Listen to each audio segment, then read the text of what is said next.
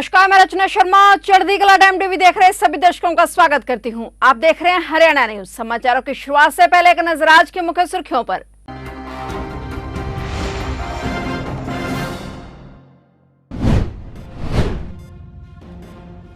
विज्ञान तकनीकी के क्षेत्र में भारत के वैज्ञानिकों की दुनिया को बहुत बड़ी देन। मुख्यमंत्री मनोहर लाल ने स्वामी विवेकानंद की प्रतिमा का किया अनावरण।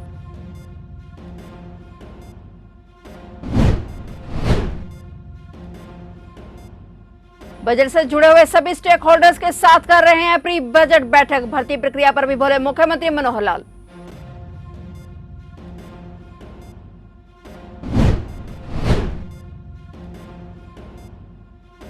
सूरजकुंड मेला भारत की समृद्ध सांस्कृतिक विरासत का प्रतीक। 16 फरवरी तक चलने वाले इस मेले में पहुंचे विभिन्न देशों के लोग।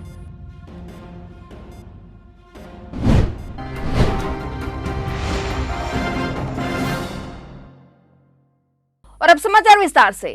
मुख्यमंत्री मनोहर लाल बजट पेश करने से पहले सभी विभागों से परामर्श कर उनसे सुझाव मांग रहे हैं, जिसके तहत सीएम मनोहर लाल बैठकें कर रहे हैं। वहीं प्री बजट बैठकों के बाद मुख्यमंत्री मनोहर लाल का बयान सामने है। सीएम मनोहर लाल ने प्री बजट बैठक के बाद प्रेस कॉन्फ्रेंस की। इस दौरान मुख्यमंत्री ने कहा कि वे बजट से जुड़े हुए सभी स्टेक होल्डर्स के साथ बैठक कर प्री बजट बैठकें कर रहे हैं और प्रदेश की जनता के हित में जनहित बजट लेकर आएंगे। उन्होंने कहा कि आने वाला बजट विकास एवं सर्विस सेक्टर को बढ़ावा देने वाला होगा। सीएम ने कहा कि केंद्र सरकार के ऐतिहासिक बजट की तर्ज पर ही हम राज्य के प्रत्येक वर्ग का ख्याल रखते हुए बजट पेश करने से पूर्व लगातार मेहनत कर रहे हैं और इसी उद्देश्य से हम राज्य के सभी विभागों के साथ बैठकें कर रहे हैं। हम लगातार बजट से पूर्व इतनी बैठकें कर रहे हैं, बजट को बनाने में मेहनत कर रहे हैं, सब विभाग हमारे लगे हुए हैं। और एक इतिहास ऐसा भी है कि हमारे पड़ोसी प्रदेश में बजट को पढ़ने का भी मुख्यमंत्री को अवसर नहीं मिलता और वो पिछले साल का बजट पढ़ना शुरू कर देते हैं। ये भी एक अपने आप इतिहास बना है। लेकिन मित्रों, बजट एक बहुत महत्वपूर्ण एक विषय होता है, ये अवसर होता है, दस्तावेज होता है, जिसमें प्रदेश के लोगों का ज़्यादा से ज़्यादा कैसे भला किया जाए और आने वाला वर्ष हमारे काम का किस प्रकार से जनहित में काम करने का जो एक खाका है वो तैयार किया जाए। तो इसलिए हम जितने भी स्टेक होल्डर्स हैं उनसे सबसे बात कर रहे हैं। 2 दिन पहले मैंने मेंबर पार्लियामेंट्स को भी उनसे बातचीत की, बहुत अच्छे सुझाव उन्होंने भी दिए हैं।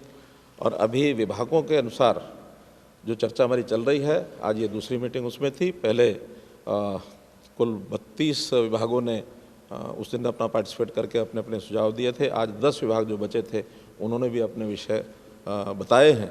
अब ये निर्णय करने का विषय बाद में रहेगा। एक हमने जो फाइनेंस कमेटी, फाइनेंस सेक्रेटरी के साथ मिल बैठ करके हमारे जो सीएमओ के लोग हैं और बाकी सब मिल करके कि उन सुझाव में कौन कौन से ज़्यादा एडजस्ट किए जा सकते हैं उनको सबको एडजस्ट करेंगे और एक अच्छा बजट जो विकास का बजट भी होगा और जो जनता की सेवा के नाते से जितना भी सर्विसेज सेक्टर हैं उसके लिए भी एक अच्छा बजट होगा, ऐसा मैं आपको विश्वास दिलाता हूँ।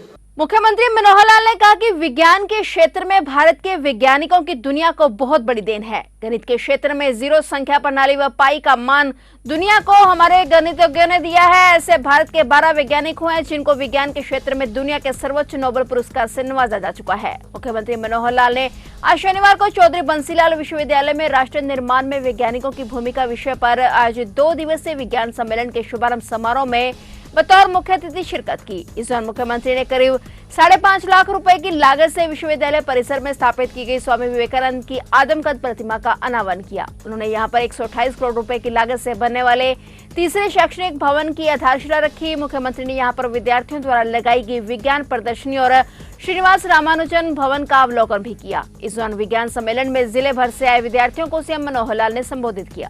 बहुत ही प्रसन्नता का विषय है कि आज एक ये सेमिनार जिसका प्रारंभ हो रहा है कि राष्ट्र निर्माण में वैज्ञानिकों का योगदान, ये बहुत ही अभूतपूर्व एक विषय है।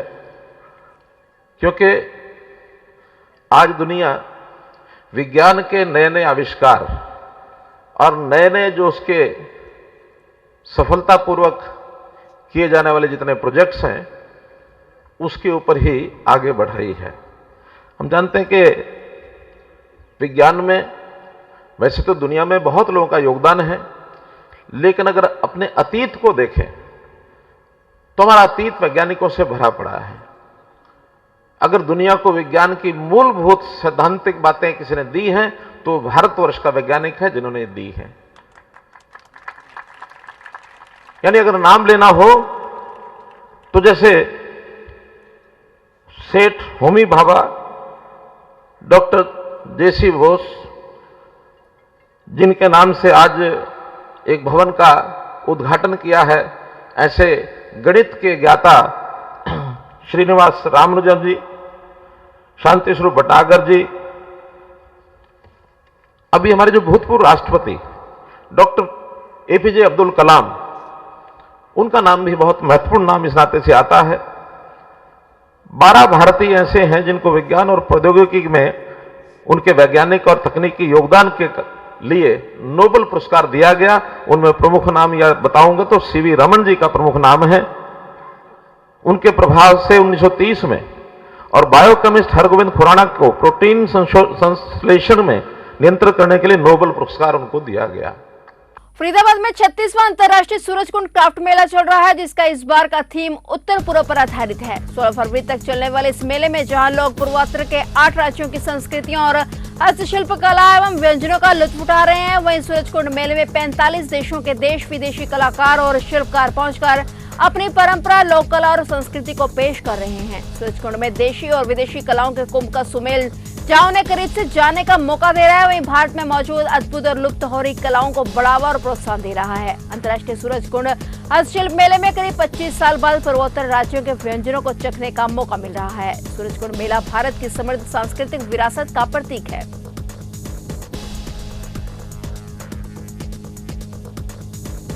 असम से कांग्रेस विधायक तथा विधानसभा विधायक दल की कमेटी के सदस्य शमशेर गोगी ने पत्रकार वार्ता की, जिसमें उन्होंने पत्रकारों से बात करते हुए कहा कि कुछ समय पहले करनाल के कल्पना चावला मेडिकल कॉलेज में विधानसभा विधायक दल के सदस्यों की एक टीम अस्पताल में निरीक्षण करने के लिए पहुंची थी। वहां पर एमबीबीएस की पढ़ाई कर रही छात्राओं ने कमेटी के सामने निरीक्षण के दौरान अस्पताल में काम करने वाले ओटी ट्रेनर पवन कुमार के खिलाफ छेड़छाड़ और अश्लील हरकतें करने के आरोप लगाए थे। उस मामले के लिए कमेटी गठित कर दी गई थी। उसी मामले को लेकर 11 सदस्यीय कमेटी की मीटिंग जो गुरुग्राम में हुई, कमेटी ने रिपोर्ट को देखा और उसमें ओटी ट्रेनर पवन कुमार पर जो आरोप छात्राओं ने लगाए थे वह सभी सही साबित हुए। इस पर विचार करने के बाद कमेटी के सदस्यों ने कमेटी की अध्यक्षता सीमा त्रिखा की अगुवाई में प्रदेश सरकार और केंद्र सरकार से उस कर्मचारी को टर्मिनेट करने की अपील करते हुए उनको अपनी रिपोर्ट भेजी है, जिसमें उन्होंने कहा है कि इस कर्मचारी को टर्मिनेट करके कभी भी सरकारी नौकरी न देने के बारे में विचार किया जाए। उन्होंने कहा कि अगर शिकायतकर्ता छात्राएं आरोपी कर्मचारी पर कानूनी कार्रवाई या पुलिस में शिकायत देकर कार्रवाई करवाना चाहती हैं तो वे भी ये कर सकती हैं। उन्होंने कहा कि जांच कमेटी में वह दोषी पाया गया है, उसको सस्पेंड कर दिया गया है, लेकिन छात्राओं ने कहा कि एफआईआर दर्ज करके आरोपी कर्मचारी को बर्खास्त किया जाए। जो 21 जनवरी को कमेटी आई थी ना कल्पना चावला में, और वहाँ पे कमेटी के सामने हेल्थ कमेटी जो विधानसभा की थी उसके सामने बच्चियों ने एक कंप्लेंट की और उस कंप्लेंट के अंदर ये कहा था कि जो हमारा ओटी टीचर है वो हमारे साथ अश्लील हरकतें करता है, और हमारे साथ ये उन्होंने 7 पेज की एक कंप्लेंट लिख के दी। तो वहाँ पे जब ये सामने आई तो हमने फिर जो एक सरकार की कमेटी बनी हुई है सेक्सुअल हरासमेंट कमेटी हॉस्पिटल के अंदर ही, हमने कहा भी आप पहले इसकी जांच करो और इसकी रिपोर्ट हमें दो। तो मंडे को उन्होंने वो रिपोर्ट दे दी और उसमें उन्होंने उसको गिल्टी पाया। जो कंप्लेंट थी, जो दोष लगाए गए थे वो सारे सही पाए गए। तो उसको फाइनल करने के लिए कि ये ठीक है या गलत है, आज गुड़गांव में पीडब्ल्यूडी रेस्ट हाउस में मीटिंग रखी गई थी। तो वहाँ हमारी जो कमेटी की चेयरमैन है सीमा त्रिखा जी, उनकी अध्यक्षता में मीटिंग हुई और उस रिपोर्ट के बेस पे वहाँ सरकार को ये निर्देशित कर दिया और रिकमेंड भी कर दिया कि ऐसे आदमी को डिसमिस किया जाए, कहीं भी उसको सरकारी नौकरी में ना रखा जाए। और अगर बच्चे चाहें और उनके माँ बाप चाहें तो उसके खिलाफ इसके ऊपर जो सेक्शन बनता है, जो धारा बनती है, उसके हिसाब से पर्चा भी दर्ज किया जाए, एफआईआर दर्ज की जाए, क्योंकि जो हरकत की उसी ने की थी, बाकी किसी का नाम कंप्लेंट में था नहीं, इसलिए फिर किसी और की इंक्वायरी भी नहीं हुई। देखो, जो लापरवाही है वो तो आस पास भी हो ही सकती है, लेकिन लापरवाही एक अलग चीज़ है और इससे आज चौकसी हुई है, क्योंकि ये अकेले कल्पना चावला का केस नहीं है, ये तो पूरे हरियाणा के अंदर, पूरे देश के अंदर ही चल रहा है। अम्बाला शहर के न्यू इंद्रपुरी में खेलते समय 8 साल के बच्चे के गले में रस्सी उलझने से मौत हो गई। बता दें कि न्यू इंद्रपुरी कॉलोनी निवासी 8 साल का वंश अपने घर की छत पर खेल रहा था और खेलते समय बच्चे के गले में रस्सी फंसने से उसकी मौत हो गई। सूचना पाकर चौकी नंबर 2 से पुलिस मौके पर पहुंचे, शव को पोस्टमार्टम के लिए सिटी सिविल अस्पताल के शवगृह में रखवा दिया गया। इनके ना बच्चे की जो डेथ हुई है, ऊपर छत के ऊपर ये बच्चा किल्ला खेल रहा था, वहाँ एक प्लास्टिक की रस्सी बंध रही थी, गेट को रोकने के लिए बांध रखी थी, तो वो खेलते खेलते इस बच्चे के गले में फंस गई। गले में फंसने के कारण इसका दम घुट गया और उतनी देर में वो नीचे से दूसरी लड़की जब ऊपर गई, उसने देखा मेरा भाई पड़ा, तो उसने अपने माँ बाप को बताया, भी ऊपर तो उसका पता नहीं कुछ है गया, उसने चिल्लाना शुरू कर दिया। तो फिर इसके माँ बाप ऊपर गए, ऊपर जाकर देखा लड़का बेहोश था, तो बेहोशी हालत में उसको यहाँ ले उसकी डेथ हो गई थी। इसके माता पिता। कितने साल का बच्चा था? 8 साल का।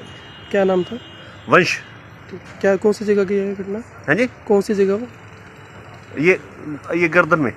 आम आदमी पार्टी द्वारा तहसील कालका से एसडीएम कार्यालय तक रोष मार्च निकाला गया। इस दौरान कालका एसडीएम कार्यालय के माध्यम से मुख्यमंत्री हरियाणा को ज्ञापन भी सौंपा गया। ज्ञापन नायब तहसीलदार जितेंद्र गिल ने लिया। जानकारी लेते हुए वरिष्ठ नेता ओम प्रकाश गुर्जर, पूर्व लोकसभा सचिव बलवान ठाकुर ने बताया कि 25 नवंबर 2020 को जिला पंचकुला में हरियाणा विकास एवं विनियम अधिनियम 1975 की धारा 7A की अधिसूचना जारी कर दी गई है, जो कि इस क्षेत्र के विकास में बहुत बड़ी बाधा उत्पन्न कर रही है। इसके साथ ही उन्होंने नगर परिषद के अंतर्गत पड़ने वाली सभी कॉलोनियों को अधिकृत करने की मांग की और इसके साथ ही उन्होंने और भी अपनी कई मांगे रखी। हमारे हल्का कालका में नगर परिषद बनी है, जो यहाँ पे अनऑथराइज कॉलोनियों का बहुत ठप्पा लगा हुआ है, तो उन्हीं कॉलोनियों से टैक्स भी वसूल रहे हैं, टैक्स लेके, और ये नगर परिषद के अंदर भी आ गई हैं और उसकी अभी यहाँ वोटिंग भी हो चुकी है और नगर पार्षद भी बन चुके हैं। उनको ऑथराइज किया जाए, जितनी भी अनऑथराइज कॉलोनियां उनके अंदर जिनकी रजिस्ट्रियां हो चुकी हैं, और जो भी एरिया नगर परिषद के अंदर है उसकी रजिस्ट्रियां खोली जाएं। और एक अंडरपास बना है हमारे पिंजौर में, उसके पानी की निकासी नहीं है, वो सारा धर्मपुर मोड़ के आगे पानी खड़ा है, वो पानी का बहुत बुरा हाल है। वहाँ पे सबसे ज्यादा बीमारी, अगर हरियाणा में कोई बीमारी आती है, सबसे पहले धर्मपुर पिंजौर से शुरू होती है। और हमारे पहचान पत्रों में बहुत बड़ी कमी आ रही है। जो अभी पहचान पत्र बने हैं सबके, किसी की 2.5 लाख इनकम कर दी है तुक्का मार के, किसी की 5 कर दी, किसी की 3 कर दी, जिसमें गरीब लोग पिस रहे हैं। एक ही परिवार का एक ही पहचान पत्र बना दिया, सबकी इनकम एक जगह शो कर दी। ये बहुत बड़ी मिस्टेक है, इसको जल्दी से जल्दी ठीक करवाया जाए। हम सभी यहाँ पे जितने भी कार्यकर्ता पहुंचे, हम अपने हल्के की यही समस्या लेके आए हैं। कहीं पे बिजली नहीं है, कहीं पानी नहीं है, सारे लोग मतलब त्राही त्राही मची हुई है। एक बंदे ने अपनी बेटी की शादी करनी है, उसका 5 विस्वे का प्लॉट है, अगर उसने उसमें से 2 विस्वे बेचने हैं तो वो 2 विस्वे बेच के अपनी बेटी की शादी कर सकता है। पर वो यहाँ पे कानूनी ऐसा काला कानून लगा दिया कि आप उसके अंदर बेच ही नहीं सकते, 1 विस्वा 2 विस्वा कुछ भी नहीं बेच सकते। हाँ, ये जरूर हो गया कि सारी जमीन बेचो और कालका छोड़ के चले जाओ, क्योंकि एक ही रजिस्ट्री होगी, चाहे वो 5 विस्वा चाहे 5 बीघा। बेच के फिर उसको खाली का एक किस्म का खत्म करने का काम कर रही है सरकार, और गरीब आदमी कहाँ जाए। नेशनल हाईवे पर पक्का पुल के पास पैदल जा रहे युवक को एक बाइक ने टक्कर मार दी। टक्कर लगने से युवक गंभीर रूप से घायल हो गया। घायल को उपचार के लिए निजी अस्पताल में भर्ती करवाया गया, जहां इलाज के दौरान युवक ने दम तोड़ दिया। घटना की सूचना पाकर पुलिस मौके पर पहुंचे, शव को कब्जे में लेकर पोस्टमार्टम के लिए भिजवा दिया गया। पुलिस ने केस दर्ज कर कार्रवाई शुरू कर दी है। नवीन कुमार नाम के व्यक्ति का पक्कापुर मधुबन के पास एक्सीडेंट हुआ था, जो अपना इलाज के लिए सिग्नस अस्पताल करनाल में एडमिट था। तो दौरान इलाज शाम को उसकी मौत हो गई। कहाँ का रहने वाला था सर? ये अपना अशोक विहार कॉलोनी मधुबन का रहने वाला था। कहाँ से कहाँ जा रहा था? ये पक्कापुर से इधर वापस आ रहा था पैदल। अच्छा। सामने से मोटरसाइकिल ने टक्कर मारी? हाँ, मोटरसाइकिल ने टक्कर मारी। तो इलाज के दौरान मौत होगी? हाँ, दौरान इलाज इसकी रात को मौत हो गई। क्या कार्रवाई की जा रही है सर? कार्रवाई इस पर FIR दर्ज कर दी थी, आज इसका पोस्टमार्टम करा रहे। भगवान श्री खाटू श्याम का मंदिर काफी दिनों के बाद खुला है, जिसको लेकर भक्तों में काफी उत्साह देखने को मिल रहा है। भक्तजन खाटू श्याम बाबा के दर्शन करने के लिए पहुंच रहे हैं। शनिवार को श्री श्याम बाबा जी दर्शन सेवा समिति द्वारा करनाल से बस यात्रा रवाना हुई। इस बार श्री मेहंदीपुर, बालाजी, जयपुर व श्री खाटू श्याम के लिए बस रवाना हुई है। इस अवसर पर मुख्यमंत्री के प्रतिनिधि संजय बटला ने मुख्य अतिथि के रूप में शिरकत की और पूजा अर्चना कर बस यात्रा को झंडी देकर रवाना किया। पुंडरीखंड के गांव भाना के पास दो मोटरसाइकिलों की आमने सामने की भिड़ंत हो गई और दोनों मोटरसाइकिल चालकों की मौत हो गई। पुलिस ने दोनों मृतकों का पोस्टमार्टम करवाकर परिजनों को सौंप दिया है। जांच अधिकारी के अनुसार सेरदा निवासी रोशन और बरसाना निवासी रमेश कुमार के मोटरसाइकिल आमने सामने की टक्कर में दोनों गंभीर रूप से घायल हो गए थे, जिन्हें इलाज के लिए कैथल के नागरिक अस्पताल में लाया गया और इलाज के दौरान दोनों की मौत हो गई। पुलिस ने मुकदमा दर्ज कर लिया और दोनों का पोस्टमार्टम करवाकर शव परिजनों को सौंप दिए हैं। करनाल के गांव बेड़साल में संदिग्ध परिस्थितियों में एक युवक ने घर पर पंखे से फांसी का फंदा लगाकर अपने जीवन लीला को समाप्त कर लिया है। घटना की सूचना पाकर पुलिस व एफएसएल की टीम मौके पर पहुंची और शव को कब्जे में लेकर पोस्टमार्टम की कार्रवाई के लिए मेडिकल कॉलेज भिजवा दिया गया। पुलिस इस मामले की जांच कर रही है। जानकारी के अनुसार गांव बेड़साल निवासी गौरव मेहनत मजदूरी का काम करता था। गौरव कई दिनों से मानसिक तनाव से गुजर रहा था। उसने घर पर पंखे से फांसी लगाकर अपनी जान दे दी। गौरव लड़का था गांव बैरसाल का, ठीक है। तो इसकी मिसेज थी अपना रमाना रमानी से 3-4 महीने से घर गई हुई थी। तो ड्रिंक वगैरह ले हाँ मानसिक तनाव में था। इसने कल शराब पीकर और वो जो आत्महत्या कर ली, फांसी लगी, एक्सपायर हो गया। इधर पोस्टमार्टम के लिए कहाँ पे किया सर सुसाइड? सुसाइड ने घर पे ही किया है, रस्सी वगैरह से? हाँ पंखे के साथ लटक के घर में ही किया। तो क्या कुछ कारण पता चला है सर इसमें? बस ये मानसिक तनाव में था, शराब पी रहा था लगातार 3-4 दिन से बता रहे, और इस वजह से इसने आत्महत्या। तो क्या कार्रवाई की गई सर? उसे 74 CRPC कार्रवाई की। फिलहाल हरियाणा के समाचारों में इतना ही और नए समाचारों के साथ फिर से हाजिर होंगे। तब तक के लिए देखते रहिए चढ़ती कला टाइम टीवी और अब मुझे दीजिए इजाजत। धन्यवाद।